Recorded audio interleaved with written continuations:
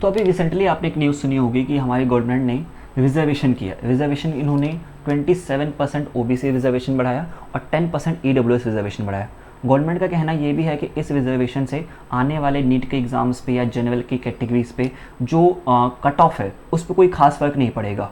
तो आज हम इस वीडियो में देखेंगे कि रिजर्वेशन होता क्या है, पहले क्या कंडीशन थी, जो गवर्नमेंट ने कहा कि कोई फ़र्क नहीं पड़ेगा, क्या वो सच है, कोई फ़र्क सही में नहीं पड़ेगा या पड़ेगा।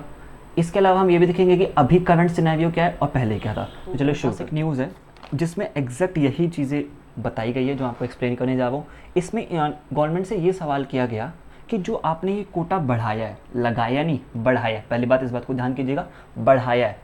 रिजर्वेशन इंडिया में ऑलरेडी सालों से चला हुआ है, सालों से। तो अगर मैं एग्जैक्ट साल बताऊं तो 1986 में रिजर्वेशन को स्टार्ट किया गया था सुप्रीम कोर्ट के एक्ट के तहत। तो देखो, मैं एक पहले ही अपन समझते हैं कि मेडिकल सीट का जो फंडा होता है वो कैसा होता है। तो देखिए, मान लीजिए कोई भी मेडिकल कॉलेज है तो उसमें 100 सीट्स हैं, तो उन 100 सीट में से जो 15% सीट होती है वो सेंट्रल गवर्नमेंट के पास होती है, केंद्र सरकार के पास, और जो 85% सीट होती है ये होती है स्टेट कोटा के पास, मतलब हर स्टेट के अपनी अपनी सीट्स होती है। तो सुप्रीम कोर्ट को ऐसा एहसास हुआ कि मान लीजिए कोई बच्चा है वो यूपी का है और वो किसी दिल्ली के मेडिकल कॉलेज में पढ़ना चाहता है क्योंकि दिल्ली के मेडिकल कॉलेज अच्छे होते हैं। तो क्योंकि वो स्टेट तो उसका दिल्ली का है नहीं, तो इंट्रोड्यूस कराया गया ऑल इंडिया कोटा कि इस कोटा से कोई भी बच्चा इंडिया के किसी भी कॉलेज में एडमिशन ले सकता है। अब जब ये सब स्टार्ट हुआ तो उसके बाद धीरे धीरे रिजर्वेशन की भी चीज़ें आने लगी। तो इनिशियली जब रिजर्वेशन लगाया गया तो ये दो कोटा हुए, एक ऑल इंडिया कोटा और एक स्टेट कोटा। इसके पहले से, ये अभी रिसेंटली लगा 2-3 दिन पहले, ये ऐसा ऑलरेडी कोटा स्टेट्स के चक्कर, स्टेट्स में ऑलरेडी चल रहा है। SC ST quota, SC and ST quota, इन दोनों के लिए लगभग 22.5% सीट्स ऑलरेडी रिजर्व्ड है। तो हमारे पास कितना हो गया, 27% ये, 22% ये, तो ये लगभग 50, अराउंड 50 इसलिए कह रहा हूँ मैं कि केवल ये दो कोटा नहीं होते, इसके अलावा भी कोटाज होते हैं, जिसमें एक PWD का कोटा होता है, एक फिजिकली हैंडीकैप्ड का कोटा होता है, डिफेंस का कोटा होता है, अलग अलग टाइप के रिजर्वेशन होते हैं। तो जितना भी मेडिकल एग्ज़ाम है इन सब में रिजर्वेशन पहले से ही होता है।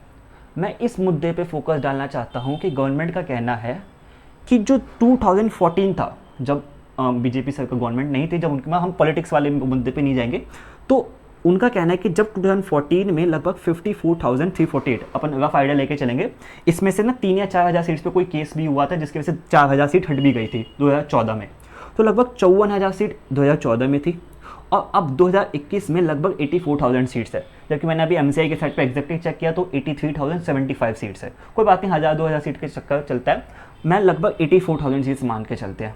इन्होंने कहा कि लगभग 6 साल के अंदर 56% सीट का इंक्रीमेंट हुआ है।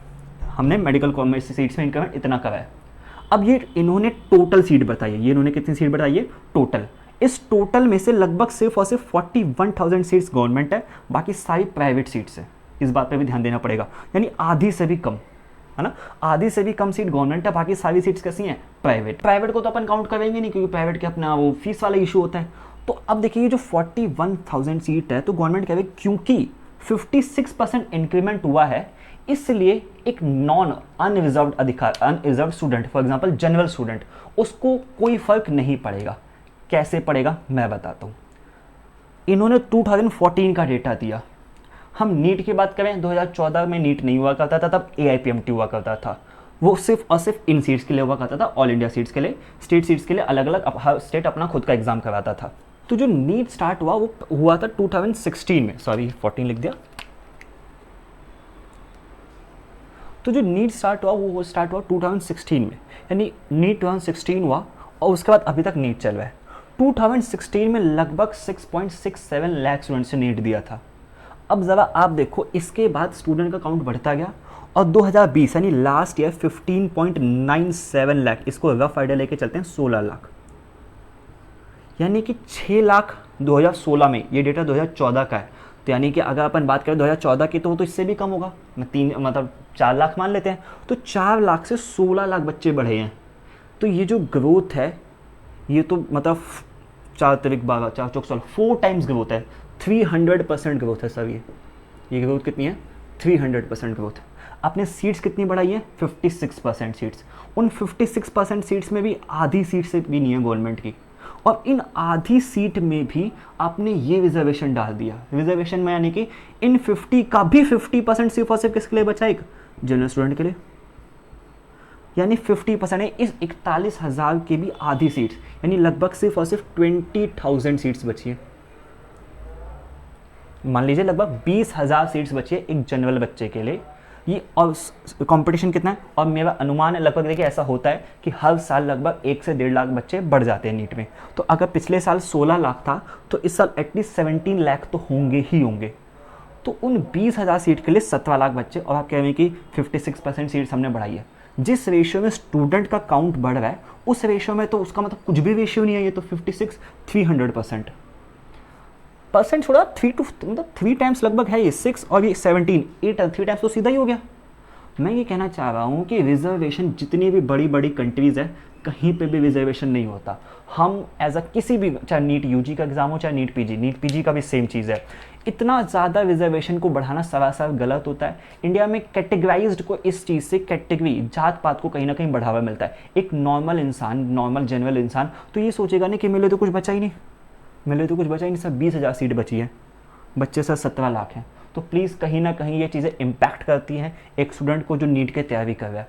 ये कहीं ना कहीं बिल्कुल सरासर गलत है। इससे बिल्कुल ओबीसी, एससी, एसटी, देखिए ईडब्ल्यूएस का जो रिजर्वेशन है ये बिल्कुल सही माना जाता है, क्योंकि जो ईडब्ल्यूएस का रिजर्वेशन है इसको मोदी गवर्नमेंट लास्ट ईयर लाई थी। लास्ट ईयर इस रिजर्वेशन को इंक्रीज किया गया। ईडब्ल्यूएस का मतलब होता है कि ऐसे लोग, इकोनॉमिकली वीकर सेक्शन, ऐसे लोग जिनकी सालाना आय 8 लाख रुपीज़ से कम है, उनके लिए 10% सीट्स को रिजर्व किया जाता है। ये बिल्कुल सही है। अगर रिजर्वेशन आपको करना ही है तो आप उस गरीब इंसान को रिजर्व कर, उस गरीब बच्चे को वैल्यू दीजिए कि जिसके घर में फैमिली इशू है, वो उसको सीट्स मिले। तो विद दिस ऑल मैं आज की इस छोटी सी वीडियो को रैप अप करना चाहूँगा। आज के लिए इतना ही। मैं, चाहे वो मोदी गवर्नमेंट हो, चाहे वो कांग्रेस गवर्नमेंट, किसी भी प्रकार की गवर्नमेंट हो, हमें गवर्नमेंट से लेने देना नहीं है। बट जात पात as a vote bank is okay, but इसको इतने बड़े इंडिया के सेकंड मोस्ट डिफिकल्ट एग्जाम में इम्प्लाई करना बिल्कुल गलत होता है। और आप कोई कहता है कि एटलीस्ट आप रिजर्वेशन को कम करिए, आप तो रिजर्वेशन को बढ़ा रहे हैं। जहाँ रिजर्वेशन नहीं था, ऑल इंडिया कोटा में पहले नहीं होता था रिजर्वेशन, आपने वहाँ पर भी डाल दिया। ये सरासर गलत है। तो thank you so much for watching this video. अगर आपका इसके अलावा कोई और पॉइंट है, आपको लगता है कि मैंने जो बताया वो कहीं ना कहीं गलत है, तो आप प्लीज़ मुझे कमेंट सेक्शन में बताएं। ये जितना डेटा मैंने बताया सब एमसीआई की साइट पे या ऑथेंटिक सोर्सेज से मैंने लिया है, एमसीआई की साइट से लिया है या गूगल से लिया है। ये सब डेटा लगभग मेरे अकॉर्डिंग सही होगा, लेकिन अगर कुछ गलत निकलता है तो उसके लिए चीज़ के लिए सॉरी। आप उस चीज़ को करेक्ट करके मुझे प्लीज़ कमेंट में ज़रूर बताएं कि भैया ये आपका डेटा गलत है। So thank you so much. Please subscribe the channel. Thank you.